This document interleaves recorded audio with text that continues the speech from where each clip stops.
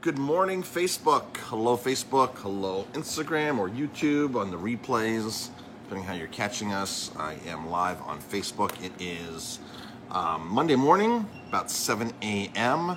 And Jamie and I are here, both here today, this morning, getting some work done.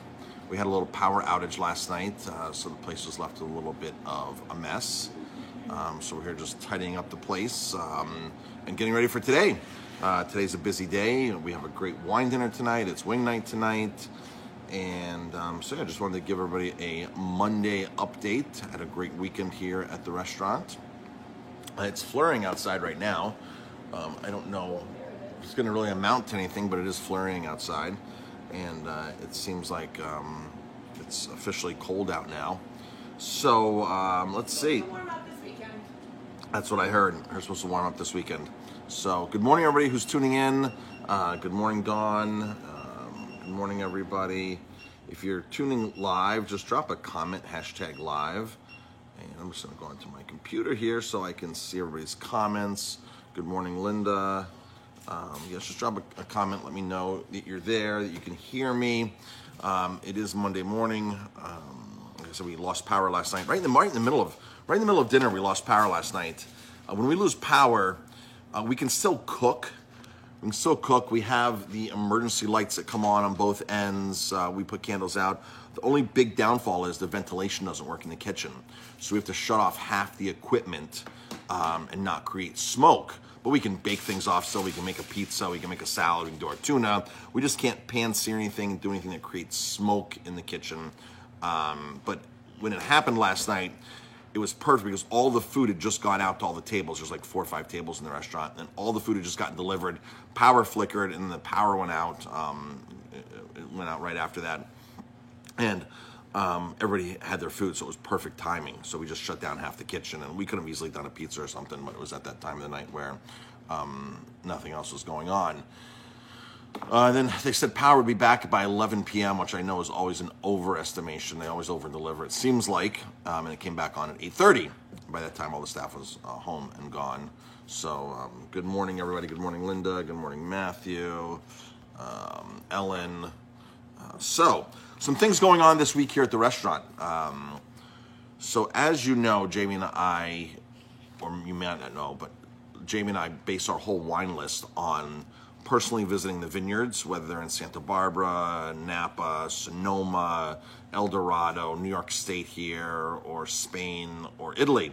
Jamie and I really take pride in going and checking out, see what the wineries are doing, breaking bread with the owners, meeting the staff, knowing what's going on, and really standing behind the products that we serve. So we're in need of a Pinot Noir this week, a new house port Pinot Noir.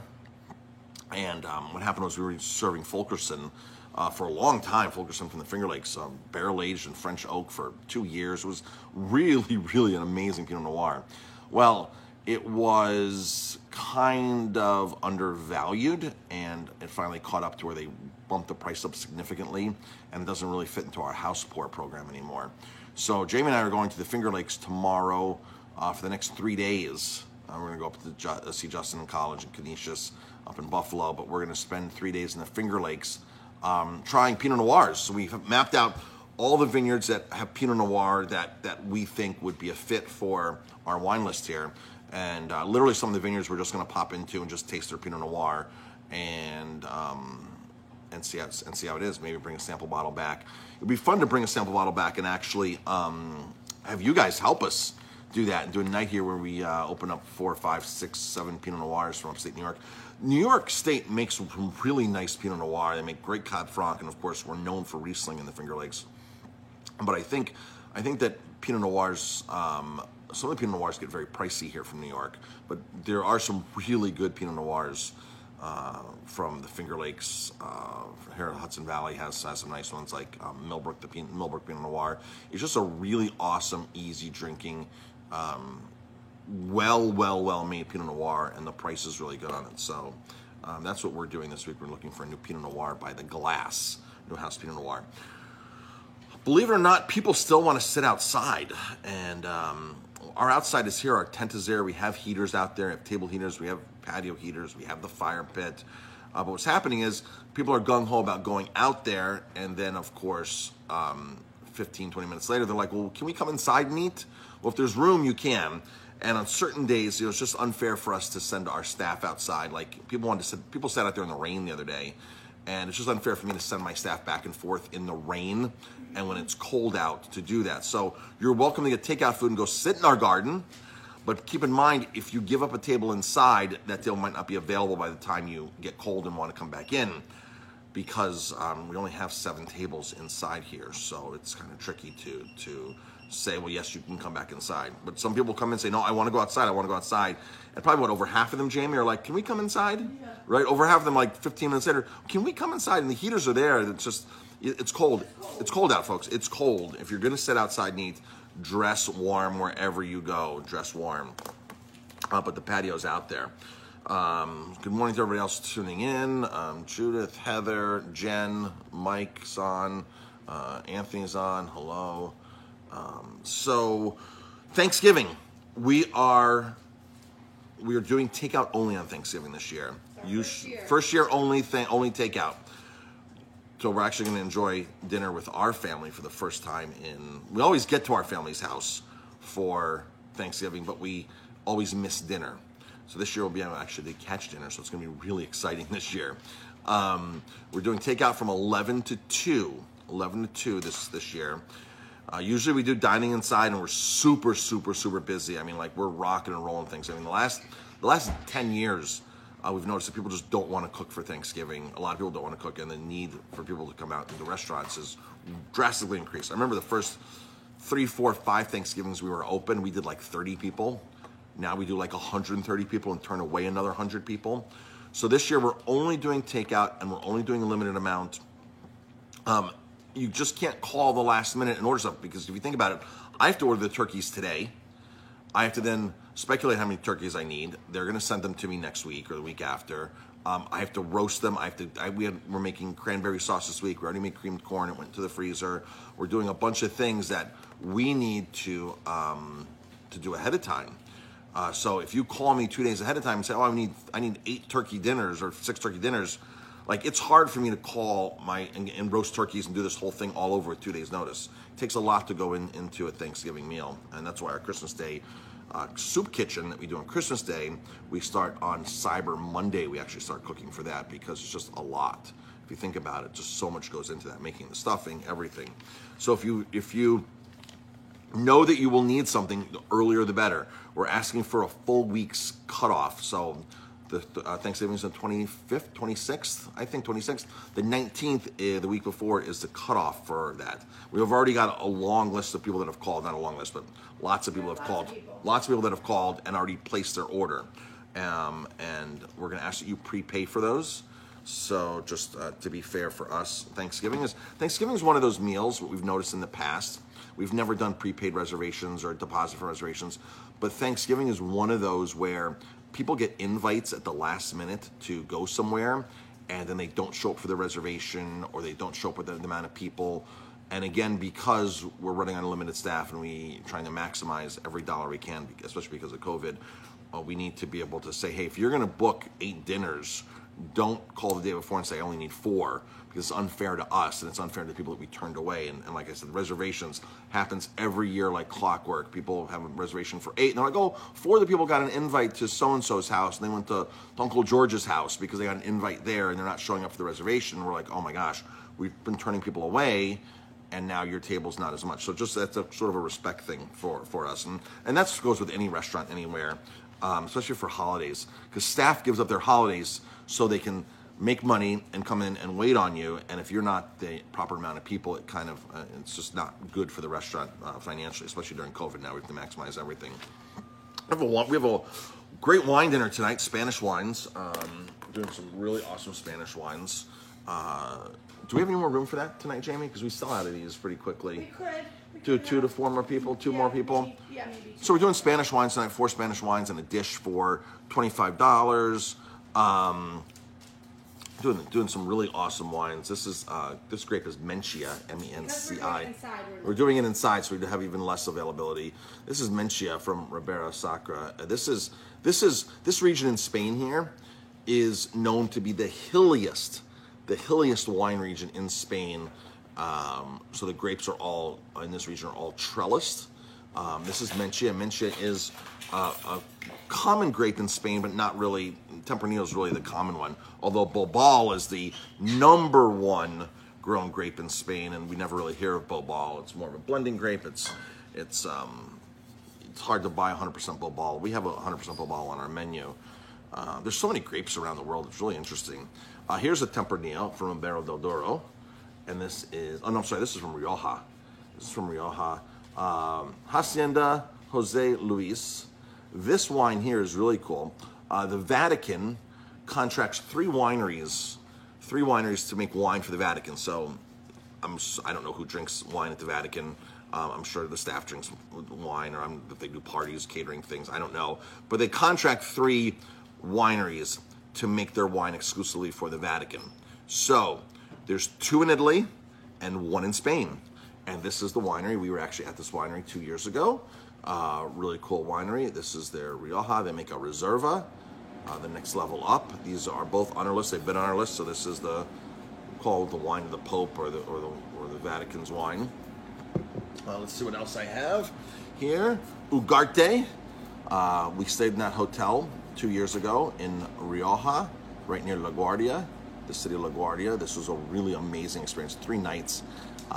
That is the front of the building. If you turn it around, in fact, I'll turn it around right now because we have a great picture of that hotel on the wall here. So that's the back side of the hotel. And the vineyards there. There's lots of caves, tunnels, lots of tunnels that go through there. Really, really cool vineyard. We spent 3 nights. The sunrises were amazing. That's the sunrise you see there. Let's see. What else is going on here? So then one more wine. Domaine Dominique, their white Grenache. This is on tonight. This is a really, really awesome Grenache, white Grenache from Mondstadt, from the mountains in Mondstadt. This is also another hilly region. This is known for their mountains, sloped vineyards as well. That was one of our last stops. That's right near Barcelona. About an hour south of Barcelona is Mondstadt, Pinedes, Pierrot, that area there, very famous wine regions. So we're going to be doing that. The neat thing about our wine dinners is you can buy any of these wines to go at retail price by the bottle. New York State has changed the laws since COVID, and we are allowed to sell wine and liquor to go to help us out financially. The restaurants have gotten a temporary break, temporary pass. They could change that back at any point. They make it like every 2 months, and then they reevaluate it, and then they extend it again because we're not at full capacity. I'm assuming once we get at full capacity, 100% in the restaurant, they won't allow us to do that anymore. And of course, I don't think we're anywhere near going forward. If I think anything, we're probably going to be going backwards, but hopefully not. So, again, good morning, everybody tuning in. I'm just going over a bunch of things that are happening here at the restaurant this week and over the last weekend. So good morning, Kathleen, Bob. Good morning, everybody tuning in. Edgar, hi, Cheryl, Sam, Christine, Sean's on. Hi, Sean. Hi, Karen. So good morning, everybody. Just drop a comment. Let me know that you're tuning in live. We do the replays on YouTube typically, and all these videos get uploaded to YouTube as a replay. So just drop a comment. Good morning, Alex. Good morning, Dolly. Let's see. So you're allowed to buy wines from us at retail. Everything, we priced it out competitively. It's like you're going right to a wine shop. So we're getting caddies this week. We have caddies coming in, 6-bottle caddies. So a lot of people will come in and just buy a case. They're like, oh my gosh, mix me a case of this. I'll take 6 of this, 6 of that. If you buy a case, you get a free bottle. So that's the deal with that. Just like a wine shop, 13 to a case, baker's dozen. We're going to have caddies that come.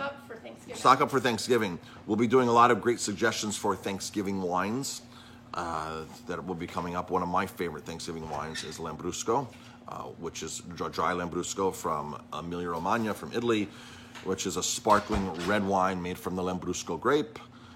We have 2 of those in stock right now, and they're typically always a good value, Lambruscos. Even the better quality Lambruscos, they're just underrated, and they just haven't really gained, I don't think, as much traction, or they had a lot of bad raps because of all the sweet Lambruscos that were on the market, and a lot of dry wine drinkers would avoid those. but there is a ton of dry Lambruscos on the market. In fact, in Emilia-Romagna, when Jamie and I were there a few years ago, they actually put bottles right on the table next to the water when you go to restaurants. And it's there, it's warm, you pop it open, you can pop it open yourself and start pouring Lambrusco. All the restaurants we went to typically had that on the tables right next to the water. So they drink a lot of Lambrusco there, and I think it goes very well with Thanksgiving. Cap Franc is another great one. New York Cap Francs. We have to bring another Cap Franc in. I think we're out of our Cap Franc. So, like I said, Jamie and I are going to the Finger Lakes this week. We're going for a Pinot Noir mission to find a new Pinot Noir to pour by the glass. And we need to bring a Cap Franc in too. We know a lot of great New York Cap Francs, so Cap Franc is definitely on our list for that. Good morning, everybody tuning in. We appreciate the support. Let's see. All right. I think I covered everything, right, Jamie? I think so, yeah. Yeah. So thanks everybody for tuning in. If you have any questions, drop a comment now. I'll be happy to answer any questions. But good morning, everybody. Good morning, Paul. Kathleen says, morning. Can't wait until tonight's Spanish wine. She's coming. So it's coming, yes. So just going on here and hitting some like buttons here. So that is it. Groceries still available. Groceries are still available. We'll be back tomorrow. The margaritas. The margarita pizzas. Oh, the margarita pizzas, yes. So we sold out. Do you have any of the other pizzas handy? I do. You have the margarita. I have the broccoli wrap. The broccoli wrap. So we sold out of these margarita pizzas, and we sold a lot of broccoli wrap pizzas. So we have these amazing pizzas that are frozen, that are made in Italy. That are made in the broccoli wrap's out too. Yeah, I can show you the margarita, but the person's picking up this one. Oh, okay. So this is sold. It's sold. Yeah. Sold. All right. So this is what these pizzas are. We sold 4 cases of these since Thursday. So we sold 40 of these pizzas. It's called Taglia di Napoli. There's a margarita, and there's a broccoli rabe, which they call it wild broccoli. These pizzas are hand-stretched, made with the good flour, the good tomatoes, the good mozzarella in Naples, in Italy, by a master pizzaiolo. They're frozen. They're baked in a wood oven, hand-stretched, so they're imperfect. So if you see the pizzas, there's spots that have, this is a real rustic, true Napolitan pizza. It's not a perfect-looking pizza. This is baked on stone. This is the real deal in pizza. New York Times wrote up this company a year and a half ago in March 2019 because they were so impressed with this product, and everybody that says this product has been like, oh my gosh, this is amazing. We found it at a food show in March 2019 when it first started getting imported, and we just brought it in last week for our daughter's birthday party, and people at the party were like, oh my gosh, like we would totally buy this and take it home. So the party was on Wednesday. We bought on Thursday, and we needed to buy more by Saturday, so our delivery came on Saturday again, and this has been a huge hit. These are $10.99. In 15 minutes, you will have true Napolitan pizza coming out of your home oven. It takes 8 minutes to cook. If you want to cook a little more, you cook it higher. Non-convection, no convection, regular oven. If you're having a convection oven, turn the fan off. They don't want you to use a convection oven because the art of this pizza is that it does cook a bit uneven, especially when you would fire them in the beginning. So this is the real deal. In America, you can get certified to be a master pizzaiolo from the organization in Naples, which I think costs about $4,500 to do, and you have to go there and you have to take courses and respect ingredients and really learn about all kinds of things. There are only very few pizzerias in the U.S. that have gotten this this nod. I don't know if there's several hundred or what, but there's one here in Hudson, New York called Oak, and he is certified from Naples, from the organization, and they make, every time we go through Hudson, New York, we always stop for a pizza because he's making some really amazing pizza. But you have to use wood, it has to be a certain stone, it has to be a certain flour, it has to be a certain cheese, it has to be certain tomatoes, fermentation the proper way. So these pizzas are that. This is the real deal Napolitan style pizzas. They thaw within minutes, and you pop it in your oven, and within 15 minutes from the freezer, you will have an amazing, amazing pizza. They're $10.99. If you go onto their website and buy them, and they ship them to you, they're about $15 a piece, 14 and change. So buying them from us, you save a couple bucks. You don't have to buy a case. You come in and buy one at a time. Although somebody did the other day buy a full case of these. So this is really, really cool. So there's a classic margarita, and there is the wild broccoli, broccoli rabe. If you go onto their website, they have many more flavors. Our distributor only carries these two. So if the other flavors you want, you'll have to order directly from them. They also make a gluten-free version at a slightly higher price. There's a gluten-free, so that is exciting. So if you're gluten-free, you can have, of course, there's not using the good flour. They're using rice starch and other things for that. I'm not sure the exact ingredients, but we did sell some gluten-free as well. We don't stock the gluten-free. Gluten-free is a special order right now. And you do have to take, I think there's a minimum on that, 5 or so if you order the gluten-free. But they freeze, they're frozen. It's an amazing, amazing product, like amazing product. So super impressed with that. So all the groceries are here. We added that. We've added a couple new things onto our grocery list that are really super cool as well. The list is up. It's on our website. It was just refreshed yesterday. And that's it. I have a phone call here at 8 o'clock. Actually, I have a phone call here at 7:30 and then at 8 o'clock, another one. And I hope everybody has an amazing day. And we'll hopefully see you soon. Everybody stay healthy. And that's it. Talk to you later.